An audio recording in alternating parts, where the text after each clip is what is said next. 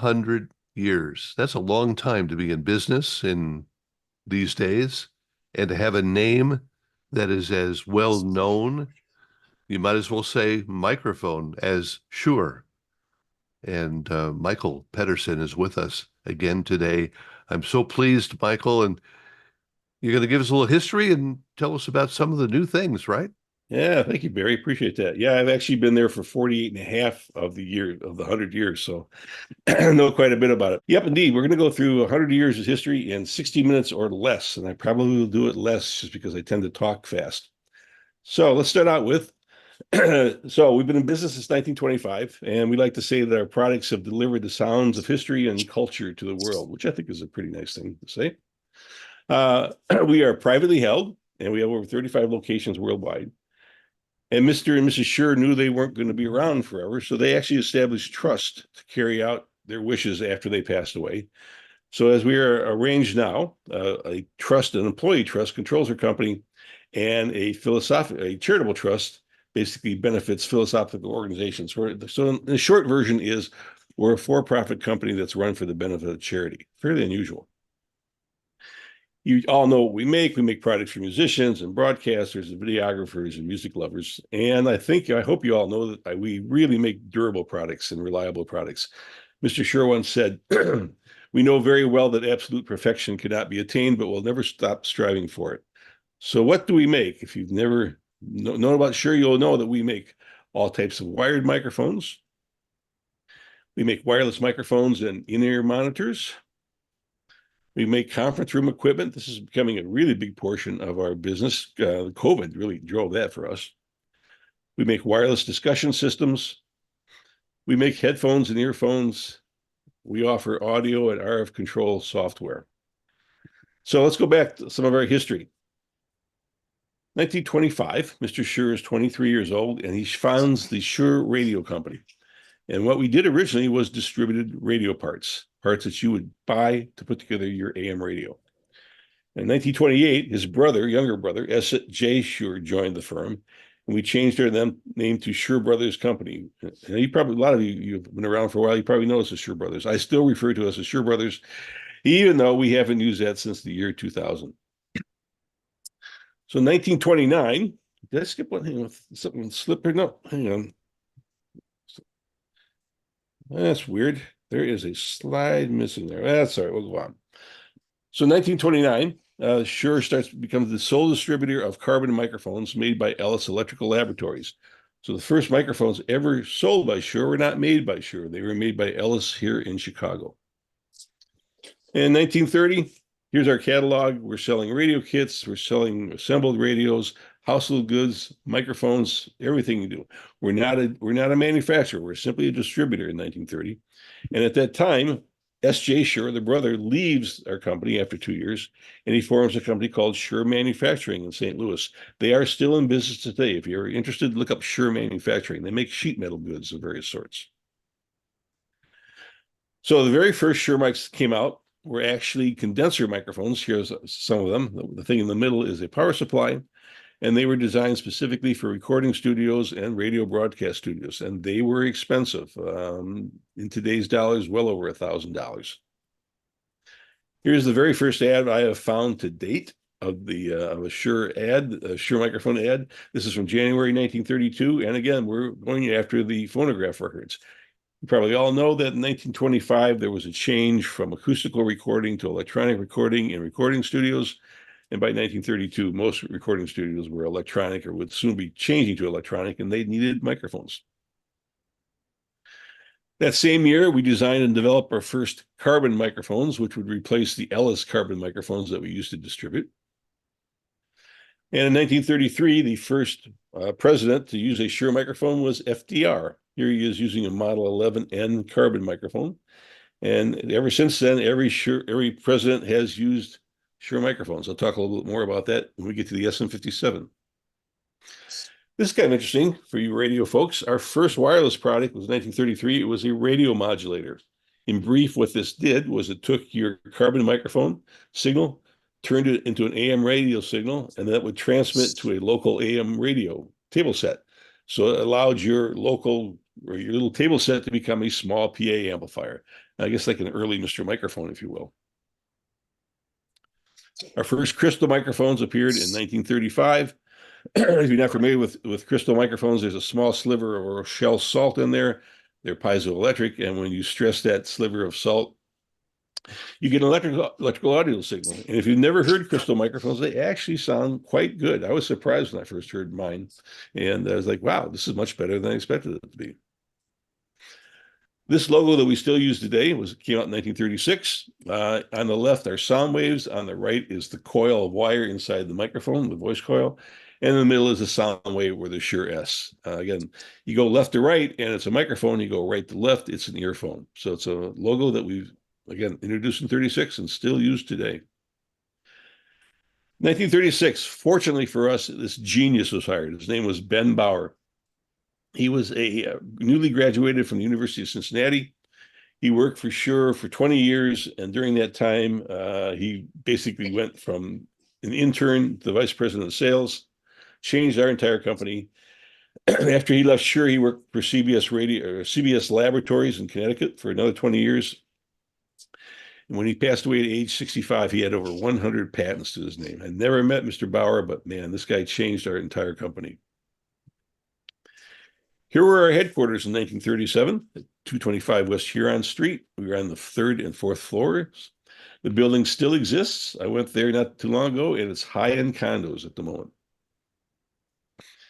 Also in 1937, we started building our first phonograph pickups and tone arms. We stayed in the phonograph market until 2018, when we got out of it 81 years later. I'm always asked, why did we get out of it? Well, I tell you this, in 1976, when I joined, phonograph was about 60% of our business. And when we got out of it, it was less than 1% of our business. So it shrunk so dramatically, we simply could not support it anymore. Also in 1937, we started selling our products internationally. The first country was Canada, and then Israel, which of course back then was Palestine. And here's a letter from our agent in Palestine from 1937. And we tend to be loyal. That agent, Giveon, is still our agent today, 85 plus years later, still selling Shure in Israel. This is from Ben Bauer's lab notebook. This is the page in 1937 that he first wrote down the uniphase acoustical network. Uniphase acoustical network is what's happening inside a moving coil microphone that allows it to be directional with just a single mic element. This single page changed microphones forever. Today, 2025, I would say that probably over 99% of all directional microphones have some variation of the uniphase acoustical network in it. That's so axiomatic to how microphones work. All right, break here just for a cough.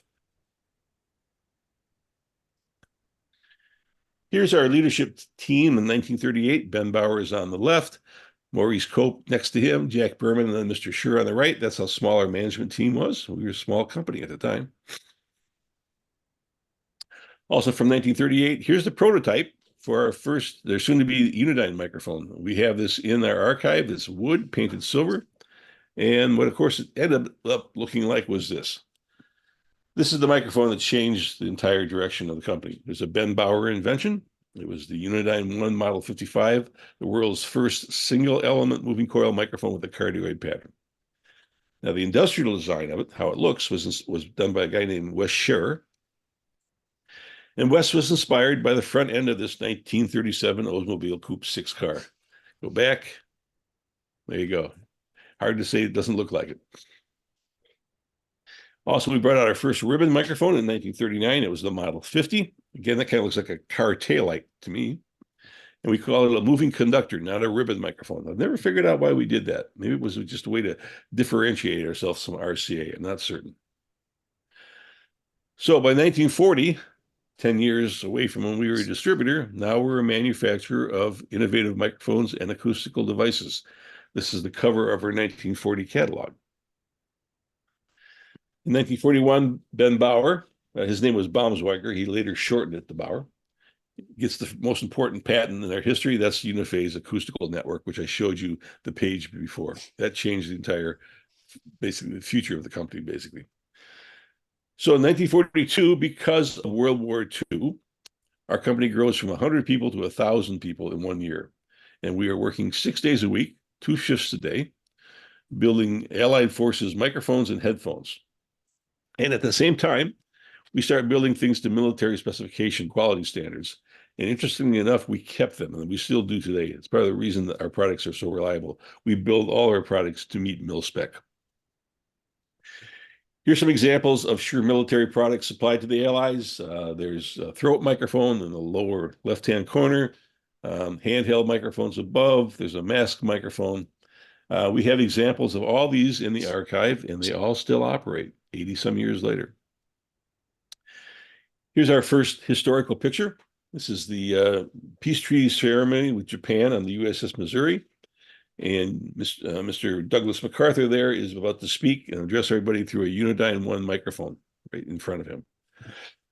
Another cough, excuse me.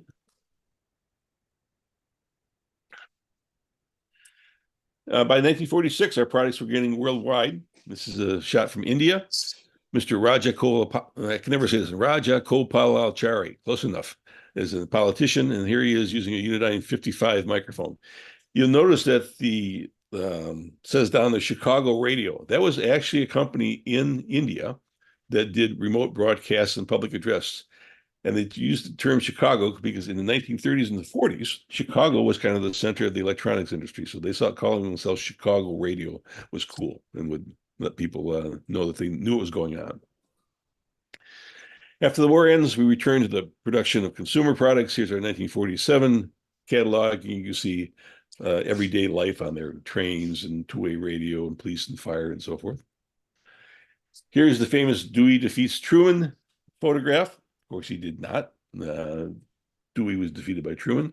And there is a 55 right in front of him, capturing the moment. Also in 1948, the state of Israel was established, and here are two model 701D microphones at the ceremony when the Constitution was signed. So in 1941, 12 years after the Unidyne 1 came out, we introduced the Unidyne 2, the 55S. S simply stands for small. It was made smaller because of television people. Television said, we like that microphone, but it's too big, covers up too much of the face, make it smaller. Because magnets have gotten stronger, we could make that microphone smaller. It was about 66% the size of the bigger one. And it's still being manufactured today, over 70 years since being introduced. It's never been out of production since 1951. In 1952, we ran this ad, photographed more celebrities the world over than any other microphone, the microphone that needs no name. The microphone itself is a trademark of Shure, the actual appearance of it. So when we see people who have tattooed the microphone on their arms, we say, well, it's a trademark violation, but we're not going to go after them. However, we do stop people from selling images of the microphones when they haven't got our opinion or approvals or a deal with us. In fact, we shut down IKEA. IKEA at one time was selling pillowcases with the Unidyne 2 on it, and they no longer do that. This is something you may not know. We introduced our first wireless microphone in 1953. It's called the Vagabond. In today's money, this would be about $7,000. You could run a maximum of one. It operated at one megahertz FM. And it guaranteed you could basically transmit up to 35 feet. So all it was doing is getting rid of the cable. But this was the first wireless microphone in the world that had the microphone element and the microphone transmitter in the same handle, if you will. And it also had 6 little miniature vacuum tubes inside. This was before transistors were widely available. So we did the transmitter with vacuum tubes. Rock and roll gets big in the 50s. Our microphone's in the right place at the right time. People like Elvis wanted to do things louder and louder with PA systems. Unfortunately, the Unidyne microphones were great. Here's Elvis with our Unidyne 1 Model 55 in 1956. And we moved from downtown Chicago into this newly constructed building in Evanston. I'm in Evanston right now. It's where I live. This building's about 4 miles south of me. And we were in this building from 56 to 2004. Stereo LPs came out during the 50s. We debuted the Model M3. It was the world's first moving coil stereo cartridge. And I always thought that was just a serendipity that came out at the same time. Well, it turns out I discovered, probably about 5 years ago, looking through old documents, that Shure had a secret agreement with Columbia Recording Corporation for 4 years. And while they were developing the LP, we were developing a way to play it. So the stereo LP from Columbia and the M3 were introduced in the same year. And believe it or not, that was a great hit for us. The Unidyne 3. So we had the Unidyne 1, the big one, the Unidyne 2, the smaller one, and now the Unidyne 3 comes out in 1945. This is an end fire microphone. You speak into the end of it rather than a side fire. One of the advantages of that is when you're doing PA systems, end fire microphones are more receptive. They're more resistant to feedback because of a more polar pattern is more uniform. We opened our first facility outside the United States in London in 1961. Here's the I Have a Dream speech from Martin Luther King. There are two Shure microphones pointed out with the arrows. One is the Unidyne, which you'll see, but there's another one that's closer to his collar, which is a Commando 415. When you hear his speeches, the recordings of the speeches, they are typically heard through the Unidyne 2 that's on the left there. So in 1964, we introduced our first SM microphones. SM stood for studio microphones. We did not envision our SM microphones being used for rock and roll. We really didn't know much about rock and roll. We thought they were going to be used for studios, recording studios, radio studios, and television studios. So we called them the SM line. People often ask me, why did we choose 56? Well, 55 was already in use. So 56 was the next number after 55. Simple as that. Here's the Beatles performing in Chicago, Comiskey Park. In 1965, they're using a Unidyne 3 model 545. The reason I point that out is that, first of all, the entire band was mic'd with, I think they had 10 mics on stage. That was it. But what really amuses me about this, if you look really closely, the windscreen is being held on by rubber bands. This is the biggest band in the world, and they're using rubber bands to secure the windscreens. How things have changed. In 1965, the SM57 is introduced. Why 57? Because it follows 56. And also in that same year, White House Communications Agency deploys the SM57 for Lyndon B. Johnson. And since Johnson, through the current administration, it remains the microphone of choice by the White House. And as you probably know, we are very proud to state that more lies have been heard through SM57 microphones than any other microphone made by any other company. The SM58 came out in 1966, of course, famous for rock and roll use. Arguably the most popular professional vocal microphone in the world. There's a picture there with Paul McCartney. But you may be interested to know that it was not a big hit. It took about 10 years to establish itself. And actually, the first year of its sales, we sold 145 microphones for the entire year. 1967, we brought out our first mixer for broadcasting. This is the M67. You all know that, I'm certain. AC powered or battery operated. Became a standard for radio and television remote broadcasts. 1969 was Woodstock. All the microphones on the Woodstock stage were 565s. There were about 25 of them.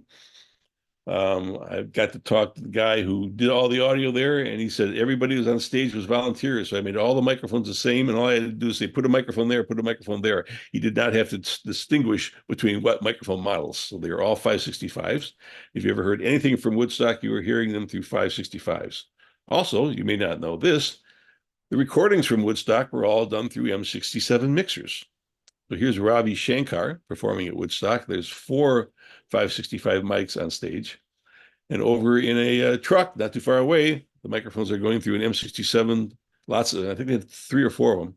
And they did all the recordings for Woodstock through M67s. This is from 72. The Rolling Stones signed a contract to endorse our microphones, but the Stones first used our mics in 1963. And now here it is 6 decades later, and their contract still says Unidyne 3 mics. Talk about being loyal to us. This photo there shows Mick Jagger in front of an SM58, but they are probably the loyalist users of microphones of any band ever. 1973, we introduced our SM7, moving coil mic for TV and radio announcers. I'm certain as radio people, you've seen many of these. There's Bruce Springsteen and Mr. Obama having a laugh into their SM7s. But it's exceptionally popular now for podcast streaming and online gaming. And let me give you an idea. If we look at the years from 1973 to 2008, the sales of the SM7 didn't vary very much. It wasn't a big selling microphone. It wasn't a poor selling microphone. It was just an average selling microphone.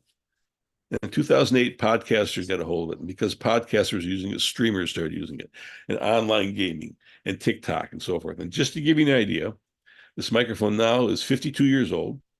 And if we compare the sales today to what they were 20 years ago in the year 2000 or 2005, we sell 100 times more every year than we did 20 years ago. It's just an amazing story. You never know when to discontinue a microphone. Here's my first day at Shure. I'm 2 years old, and this was my first ID card. Just that is me, by the way, but I did not look like that in 1976. In 1978, we introduced the SM81. This is really the first condenser microphone that was rugged enough to be used on the road. Before that, condenser microphones were really considered kind of like studio microphones. You don't take them out. And enough of our end users, particularly people doing road shows, want to say, we need a condenser microphone that we can take out. And we worked with the SM81 and made it rugged enough and goes through the same drop test as SM58s. So again, still a big seller for us today. 1981, Mr. Shure steps away of doing day-to-day operations, and Jim Cogan, who was our vice president of engineering, becomes the president and CEO of Shure. We open our first manufacturing facility outside the United States in 1984 in Juarez, Mexico. We also do teleconferencing products. With the breakup at AT&T in the late 70s, companies could make products that could go onto the phone line. That couldn't happen before when they had AT&T and Western or Bell had a monopoly. So we introduced an ST3000. It's basically a analog speakerphone. And if you look at the middle of that Y portion of it, you can see where Polycom got their design. They took it from us. Here's our first product that actually ran a digital code on a microprocessor. This is from 1984. And this is a device that hooked up to our automatic mixer in meeting rooms. And as the microphones went on and off, it would note which microphones went on and off. And this would tell a video switcher what cameras to turn on to cover the microphones. So that's our very first digital product from now 40 plus years ago. 1989, Ronald Reagan says, tear down this wall speech in Berlin. There are 3 SM57s in front of them to capture that speech. We get back into the wireless microphone business. We got out of it in 1960. The Vagabond wasn't really a big hit for us. So we got out of it for 30 years, and then we got back into it in 1990 with our L series VHF single frequency units. Here's our first product to use digital signal processing. It's a consensus desktop conferencing unit from 1992. We started going after the conferencing market in 1993. Here's our Microflex mics. We still make those today. That's a big portion of our business. And in 1995, Mr. Shure dies at age 93. At that time, his wife, who he'd been married to for 41 years, became the sole owner and chairman of the board.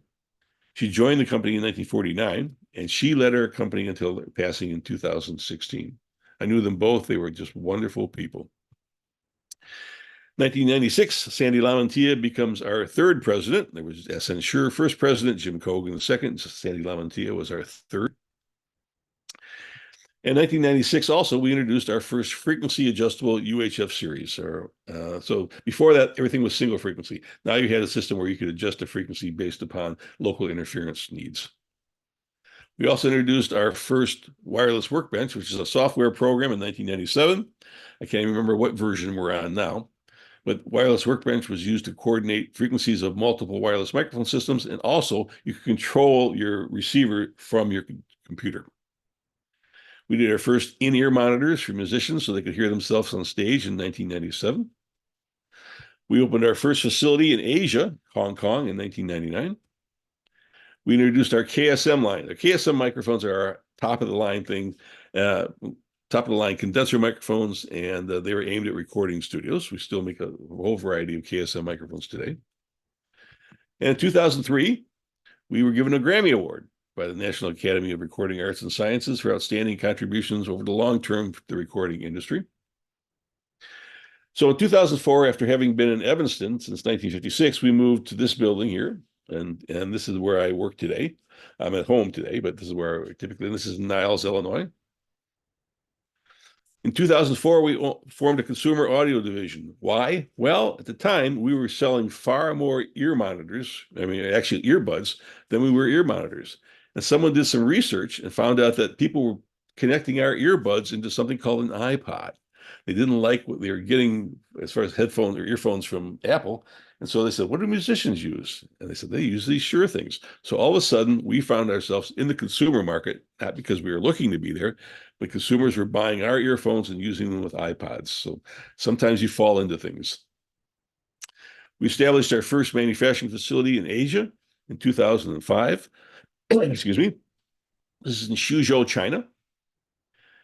2006, we introduced our KSM9. This is the first premium quality handheld condenser mic for live sound that had selectable polar patterns, and you could select between cardioid and supercardioid.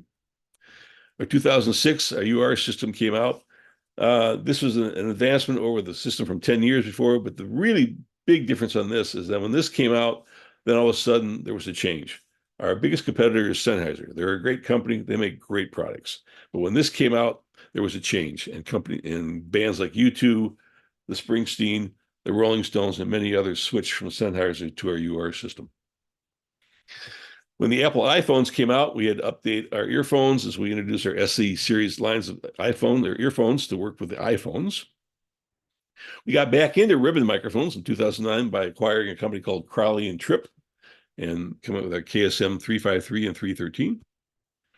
Our high-end personal monitor system, the PSM 1000 for touring sound, came out in 2011. Our high-end earbuds, this is the earbuds, got 4 micro drivers inside of each of those. I have no idea how they get 4 drivers in there. They sound amazing, but the miniaturization is really astonishing. In 2014, we won a IEEE Milestone Award for historic achievement in the field of electronics. This is for the Unidyne invention in 1939. There's only been 250 of these milestone awards given out over the last 50 years, so this is really an honor for us.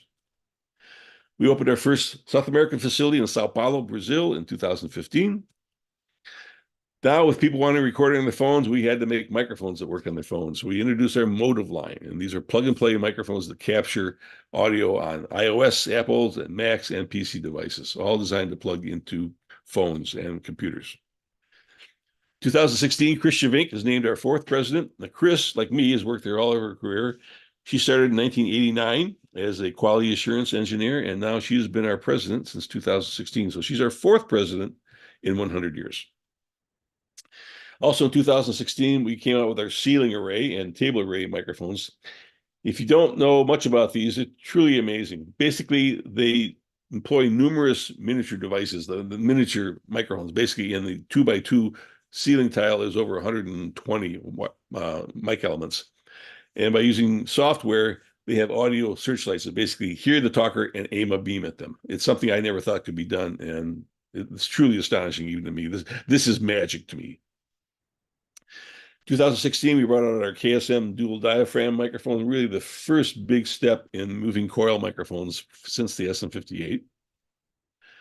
Our Axient digital wireless came out in 2017. This thing has changed how people do sound, not only for live sound, but also for TV and film production. We expanded our listening products with high-end electrostatic earphone systems in 2018. We opened a software engineering and system verification plant in Hyderabad, India in 2019. More products to plug into your phones. This is basically an MS microphone that you can control with your phone. Smaller microphones for theater and broadcast, our Twinplex line, so you can hide them easily on actors and talent. Our Motive MV7 microphone came out. This is basically a USB version of an SM7. In fact, it's what I'm using today is the MV7 microphone that I'm speaking into now. Our SLX-D digital wireless system replaced our SLX system, came out in 2004. KSM11 high-end microphone line for wireless hits in 2022. There's so much Shure wireless out there that our competitors have came out with microphones that screw onto our transmitters. And so this was a way to basically try to keep competitors off our microphones. In 2022, we won an Emmy Award for our Axient Digital Wireless because its impact on television production. And Axient Digital is also used for major motion pictures as well. We introduced the SM7DB in 2023. This is basically an SM7 with a preamp built into it, which is activated by phantom power. Now, I think for 2023 gives you an idea. We got Dua Lipa using our microphones. We got Pope Francis using a microphone. Talk about from one end of the spectrum to another end of the spectrum. We introduced our Axient digital personal stereo monitor in 2024. Our Nexient line of new moving coil microphones, which are truly astonishing, in 2025. We celebrated our 100th anniversary at April 25th of this year, and we're going to be celebrating all year long. Here's the new crowned Pope, Pope Leo XIV, born in Chicago like Mr. Shure, and here he is speaking into our KSM-8 microphone. And this just announced just last week, our ANX4 wideband digital receiver. It's a one rack space. In that one rack space, you can handle up to 16 digital Axient digital transmitters or 24 of our ULXD transmitters. This is basically, a leap in how it used to be. Now everything's done by software, and this all can be stuck into one space. So let's look at some things. Here's some taglines we've used over the years. My favorites have been 1934 microphone headquarters. I like that one. I like the standard of quality. I hated this one. Manufacturers of high fidelity components, microphones, and acoustic devices. Boring. My favorite was this, sound of the professionals worldwide. I wish we'd go back to the way, as a matter of fact. So where are we in our present? Business since 1925, 35 locations worldwide, over 120 countries we sell our products. And here's just something from Mr. Shure's will I'd like to read to you. In the grantors, or the view of SN Shure, Shure Brothers is more than a business for earning or living or making money. It's an organization dedicated to performing services of the highest possible quality to its customers, as well as its employees, shareholders, suppliers, the government, the community, to all others with whom it has relations. The interests of all must be carefully considered and balanced. The operation of Shure Brothers has demonstrated that it is practical to maintain high ethical principles and yet achieve financial success. So, in business since 1925, held by a trust, the trust supports philanthropic organizations. And in the 21st century, we will continue to make products that deliver the sounds and history and culture to the world. Now, I've been talking way too long. As a matter of fact, as it says here, listening to me for more than 60 minutes is considered cruel and unusual punishment in 38 states. So I'm going to get rid of this thing here, come back and take your questions or go bye-bye, whatever you want me to do. Why didn't you mention the SM5? Well, I will tell you why I didn't mention this. I know broadcasters love it. Hang on, let me figure out how to get back so I can see you guys here. I can see that. I can't see anybody. Oh, there we go. Hang on. There we go. There we go. So the SM5. The problem with the SM5 was that radio broadcasters take way too good care of their microphones. You buy them, you never buy more of them. And so in the best year that we ever sold of SM5s, the best sales year, we sold 200 units a year. 200 units a year. That's barely enough for us to stay in business. So if you had bought them, broke them, bought more of them, we continued on. But to give you an idea, the SM7 probably sells 5,000 more than that a year. So it's simply a business matter. It was a good microphone. I know the radio broadcasters loved it, but there just wasn't enough of you to continue making it. Simple as that. Was it also not originally a boom microphone in design? Right. We originally went out after trying to get it for a boom mic, for like motion picture studios. Didn't really work with that. I will tell you, it's basically a Unidyne 3 inside there. It's basically an SM57 mic inside it. If you take one out and you look at some of the original ones, it's got the SM57 grill on it. So, Speaking of the 57, is that the one that they said Frank Sinatra would only use? he used a variety of our microphones. He used the 58 primarily. I mean, in his later years. I did have one run. I don't know. Did I tell you the story about my run-in with Frank Sinatra? Oh, maybe. Go ahead. If you haven't, it's worth telling it. So I was new at Shure in 1977. Haven't even been there a year. We brought out a microphone called an SM59. It basically it's one number more than the SM58, but it wasn't better. It looked different. It had a completely different sound. It just wasn't anything like the 58. So I'm out in Las Vegas with my boss, and my boss says, "Hey, Frank Sinatra's rehearsing over at Caesar's Palace today. Why don't you go over there, see if you can get Sinatra to try out the SM58, or SM59, and replace the SM58." So, okay. So I walk over there. talk to the sound engineer, show him the microphone. He goes, "Oh yeah, Frank will try it out, no problem. You stay up here in the sound booth. I'll go down and switch out the mic." So the sound engineer walks down there, switches out the 59 for the 58, comes back up, says, "He'll try it. It'll be great." Now no one tells Sinatra. So Sinatra walks out on stage and he sees a different microphone and he's not happy. And he basically says to anybody, he says, "Hey, where's my friendly microphone?" I will tell you it was an F word, but it wasn't friendly. And someone said, "Oh, it's a new microphone from Shure. Frank, will you try it out?" Okay, I will. So he sings about 8 bars of the first opening tune. He takes the 59 off the stand and he throws it across the stage with all his might, bounces on the stage, hits the wall. Another person goes over, unplugs the 59, plugs in the 58, puts the 58 back out on the stage, on the stand. Sinatra's happy. I'm up in the sound booth 100 feet away from, I don't know what to do. Frank Sinatra just threw this microphone. He doesn't like it. So he rehearses for about 20 minutes and takes a break. One of the sound guys, sound engineers on the stage, takes the 59, slowly walks up to the sound booth where I'm at, hands it to me and says in a very soft voice, "Frank didn't like it." And that was it. And I got out of there as fast as I could. So that was my one interface with Mr. Sinatra. Acoustically, was there any difference between the two? Dramatically. It didn't have the presence peak. If you compare a 58 to a 59, it sounds very flat and uninteresting. So in hindsight, I should have never done it. I didn't know enough about microphones. I was just doing what my boss told me.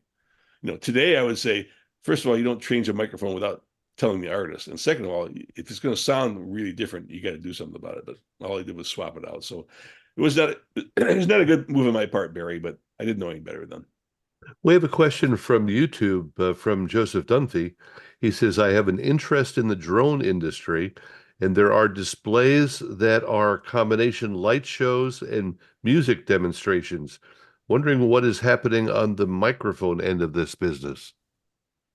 As far as drones for microphones, is that what he's talking about? I think so. Not got me.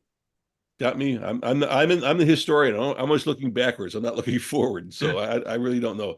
We could be working on something. I wouldn't know about it. So good question. Don't know. All right.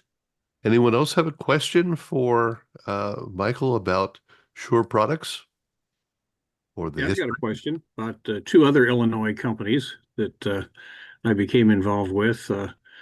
Bob Heil just recently passed away. What Yep. do you think of his product line? Why haven't you bought it? I'd rather not comment. And number two would be Gates Radio Company. They had a whole lot of microphones with their name on it. Was any of that yours? I don't know if we did OEM for Gates or not. We did OEM work in the 50s and 60s and 70s. I don't remember us making a microphone for Gates. But that would have been just a little far outside of what we would have done as far as buying it. And I got a kick out of RCA that put their name on everything, including the M67. That was fun. Yeah, Sony bought some M67s from us. It had the Sony name on it too. Any thoughts about returning to the photo cartridge world now that records, vinyl's popular again? Here's the reality of vinyl. In 1970, 500 million LPs were sold. Last year, 40 million LPs were sold. So that's one aspect of it, of how much it's shrunk. The other aspect of it is that we can't get good parts anymore. In the 60s and 70s, we had 10 different suppliers for diamonds. We had different suppliers for bushings and so forth. All those people are out of business. So one of the reasons we got out of it was that we couldn't get good parts, and we didn't want to build things that would fail in the field. So there's no chance. That's in our rearview mirror, and will stay in our rearview mirror. Thank you. Turned in a term paper in high school, and I spelled SHURE on all the verbs. Thank you. And the teacher says, "What is this?" And he wasn't in electronics. My physics teacher would have known, but you get a kick out of that. Thank you. I appreciate that. Anyone else have a question or a comment? What's your favorite microphone? Is it a Shure? I'm using an MV7 as well, by the way. Oh, you are? Oh, good. Thank If you. you're stuck on a desert island somewhere and need a microphone, an SM57 is the one to get. I mean, it'll do anything. I agree with you, I Chuck. have used tons of them, sold tons of them, used them on touring shows forever. You can't even break them. Yep. Yep. Yep. I mean, I actually have driven over one of them, the truck, and it still worked. We have in the archive at Shure probably 20 to 30 what we call survivor microphones, run over by trucks. One was dropped. The highest drop we know of was 200 feet out of a helicopter. That survived. Underwater during Hurricane Harvey down in Houston for like 4 weeks. Just, run over by trucks, run over by cars, abused by rock and rollers, all kinds of different things. And yeah, it's everybody's, oh, the mic drop. Aren't you afraid of people dropping the microphones? That's nothing. Yeah, we're not. Yeah, but the windscreen used them as- get really screwed up when they do that. Yeah. So you get to buy a whole bunch more windscreens. Right. But it fixes it. It used to be back in the disco era, it was great fun unclogging all the lipstick that was in. Ooh. I mean, this was nasty because all these ladies that were disco people wore lots of makeup, and it would cake inside the windscreen. And cleaning that it was easier just to buy new balls. That was Yeah, I it. was gonna say, what did you find to dissolve that? I can't imagine anything with the. We tried all kinds of things. Nothing worked. Yep. That's why we stocked the things. In fact, we had them on hanging racks in our shop. We Here used comes to another call one. that stuff spood that ended up all over the microphone screen. Yeah. Well, some of them all, Billy Joel said the microphone smells like a beer, and that was also true, very frequently. So true. Especially at Do you Willie have a Nelson's history shows. book that's got all those sheets you showed us? I do not. I will tell you this. There is a 400-page, 2-volume history book of Shure that covers from 1925 to 2000. You can find them on eBay for about $20, $30. That has a lot of what's in there now. They decided for whatever reason not to do something for 20 to the last 25. I think everybody wants digital now. So I wanted to do a printed thing, but I'm old fashioned. So it didn't like that. But you can find that Shure history book. I think it's called Sound People, Values, and Principles or something like that. But they're available on eBay every time. It's like 20 or $30. It's a really high end quality book too. Two volumes and 400 pages total. A lot of the photos and so forth I have in there up to 2025 are in that book. Mrs. Shure and I wrote the book basically, so it's pretty cool. I find it interesting that often when you're seeing someone in a studio, they'll have a windscreen in front of their microphone, 4 or 5 inches or something like that. But those SM58s, with whether it be a disco gal or a male singer, they seem to eat those microphones, and very rarely do you hear any breath noises or wind blasting. Yeah, they're not perfect. They're pretty hard to pop. But the things that they use in the studios are using in front of a condenser microphone, which of course pops much easier because the moving part of a condenser weighs about 1,000th as much as the moving part of a moving coil. So they just pop a lot easier. But as I say, it's just if someone's got a 58, it's almost invariably going to sound good. Yeah, and particularly if you put it over to the side like Sinatra, and point it over here, you can't pop it because the pop goes outward, not to your side of your mouth.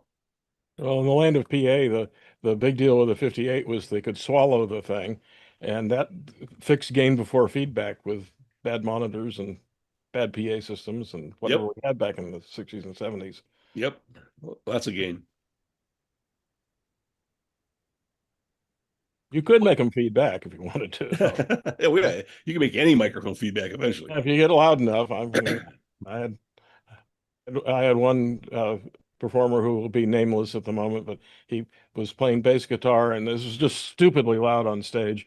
And he danced over next to me and said, "I love it. It's so loud." And it was an F word, but and danced back. It must be deaf by now, I'm sure. Yeah, I'm afraid their microphones have caused a lot of hearing loss over the years. That's why in-ear monitors became popular, Indeed. Any other questions there, Barry, you got from the chat or anything? We did have that question from Pierre. I didn't get that. He wanted to know the use of graphene in your products. I don't know. I don't know. I'm not a product guy. I don't know what graphene would have been used for. Can he enlighten me at all as far as what? Well, I wish he was here. He Okay. he I was think off, it's something about your digestive system. and we will have to have him contact you directly That's fine. If he wants afterward. to. I just don't know what that means at all. So Well, Michael, I sure appreciate your coming and giving us the picture of the history of the company and uh, really where it's going. I mean, you've gone from being a retailer to some very innovative things, which is yeah, it's good to see. it's been an interesting ride, and I've enjoyed all 48 years of it, and no plans to retire because I happen to like my job. I like going to work. Well, that's great. And for those of you that came in a little later, we'll mention again that Mary Shelley from Broadcast Depot, if you order some Shure product from them and mention that you heard about it on the BDR, she'll give you free freight. Just so you know, graphene is one molecule thick carbon device. Oh, That's what it is. It's kind of neat stuff, but not that yeah. easy to find, as far as I can tell. Yeah, I don't know. I mean, I don't know what we would use it for, but then again, microphone diaphragms move millionths of an inch, right? So it could be something that we use, but I'm just not unaware of it. Well, let us know. Okay. And Caffeine is kind of the miracle cure for everything. Oh, that's Yeah, it's what do we got, and can we use graphene in it to make it better? I So- don't know what they make tubes out of it, micro tubes. It's a buzzword. maybe it'll cure feedback too. Could be. that was interesting to hear about miniature tubes in a wireless mic. I thought that Yeah, was very little ones like this. The voltages there was a 1.5 volt or 1.3 volt mercury cell which ran the filaments of the tube, and there was a 30 volt battery that looked like a long 9 volt, but with a terminal on either end, 30 volts, and that's what ran the electronics as well. interesting. Well, again, I thank you so much for your time and You're welcome, Mary. Thanks for everybody's Howard. attention. hope you'll come back again one of these days and talk to us some more. Maybe bring some cohorts with you. Well, if you give me an idea what your subject wants, I'll see who's around who knows more than I do about stuff. But we have product managers that probably be happy to talk to you. Excellent. Thank you so much. All right. Bye, guys. Bye, ladies.